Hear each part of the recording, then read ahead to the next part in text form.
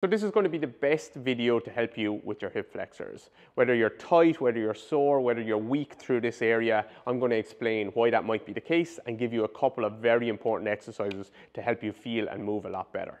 So if you look around the internet, you're going to see thousands of videos talking about hip flexor stretches and how this is the answer to all of your problems. And nowadays, all the cool kids are kind of saying the opposite. You don't need to stretch your hip flexors, you just need to strengthen them.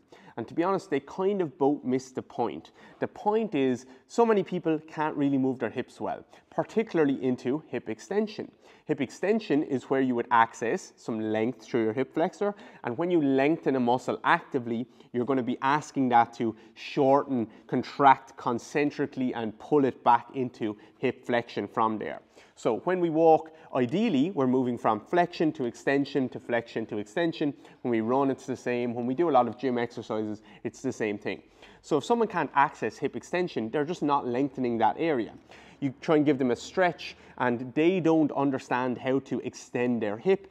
They're going to borrow a lot of motion from their back. They're going to start to hike up their pelvis and do all kinds of weird things. The people who say you only need to strengthen it, it's not really much good if someone can't extend their hip, because you're only ever strengthening it from probably a neutral to a shortened position. So firstly, we need to help people understand how to move from a flexed to an extended to a flexed to an extended position, which involves, in my mind, moving the femur without moving the pelvis at all, ideally. And then secondly, we need to be able to strengthen it from a flexed to an extended position. So that's what we're going to focus on in our two exercises. Okay, here's our first exercise. This is purely about motor control, but to be honest, I've used this exercise so many times and it's helped so many people without them ever feeling like any big stretch or any big contraction. We're going to try and teach you and Mimi to move your femur without moving your pelvis. So she's going to start in a lying position. Her knees are bent and she has a very, very slight gap under her lower back. Most people, when they do this type of drill, they'll just really flatten their lower back into the floor, and I think that kind of turns into a rectus abdominis, a six-pack drill, rather than a femur moving on the pelvis drill. So very slight gap under her lower back where you could just slide a pen under it, but from there the pelvis can't move. Everything that moves, and I mean everything, every millimeter is going to be femur movement from here. There's 3 levels to this.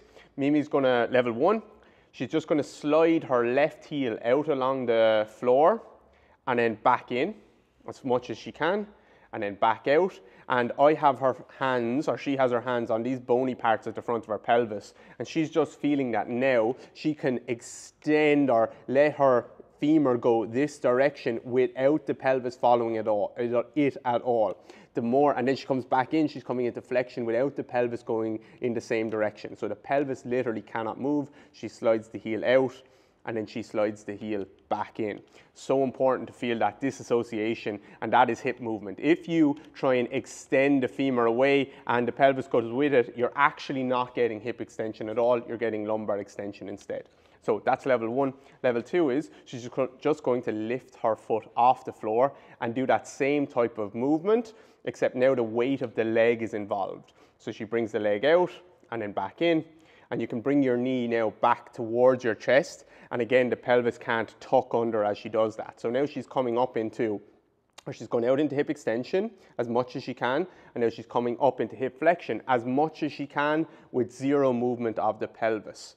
And again, remember, this isn't supposed to be the hardest drill ever in terms of muscular contraction. It's all about motor control. So if you're being sloppy here, there's no point in doing it.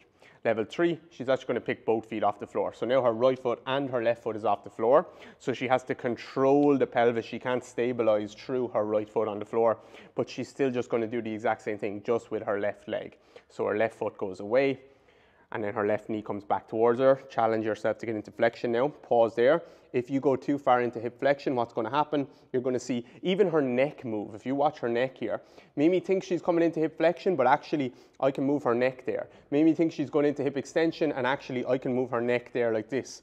That's not actually helping you get control over the hip, and it's not actually helping you train these hip flexor muscles. So back to level 3 again. Out into hip extension. Hands here is helpful to help you feel the pelvis movement or the lack of pelvis movement, and back into flexion.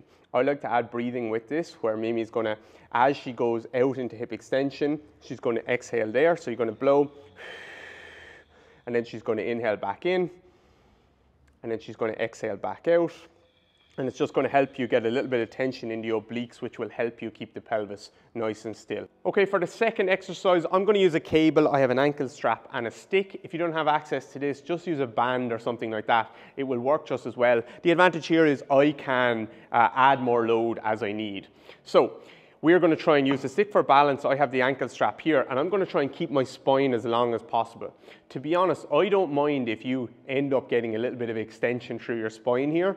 That's okay. I just want you to make sure and cue yourself to keep your spine long even if you do that, because some people, when they try and flex through, they'll like crunch down, and now they're flexing their spine instead of flexing their hip, and then as they extend, they kind of lean forward, and you're not really getting what you need. So think crown of the head to the sky, stick, let your hip extend or your femur go back, and then pull straight up from there, and back, and pull straight up from there, and back, and pull straight up from there. If people can start to demonstrate some competency of mostly getting femur on pelvis movement rather than kind of spine movement like going crazy like this, then I'll give them a chance to play around with it. So I like to give them a sequence, which might be 10 reps nice and slow, 10 reps nice and fast, where I get a little bit of rhythm.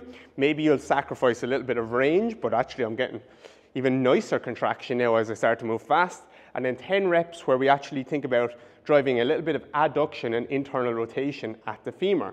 So I'm going to come back kind of straight, and then I'm going to kind of come up and across my body. So I'm starting to get some of the hip flexors or some of the adductors involved here, and starting to train some of the psoas fibers in a different way. So 10 here, nice and controlled, 10 nice and fast, or a little bit more dynamic, let's say, and then 10 up and across the body. Because when we look at sprinters coming out of the blocks and aggressively pushing, you'll often see this adduction, this flexion, and this internal rotation all coupling together. So I hope this video helps give you some clarity on this mysterious area that is the hip flexors. I recommend doing the exercises back to back, where you lie on the floor and you focus on the first one, getting this disassociation between the femur and the pelvis. If they just move as a chunk, it doesn't matter what hip flexor stretch you do, you're not able to actually just move your hips well. Go straight from there into the loaded one, either with a cable or with a band, and strengthen it through full range. Don't forget to click like and subscribe. Drop a comment below if you have any questions or any other requests on some videos that you'd like me to do, and I'll catch you on the next one.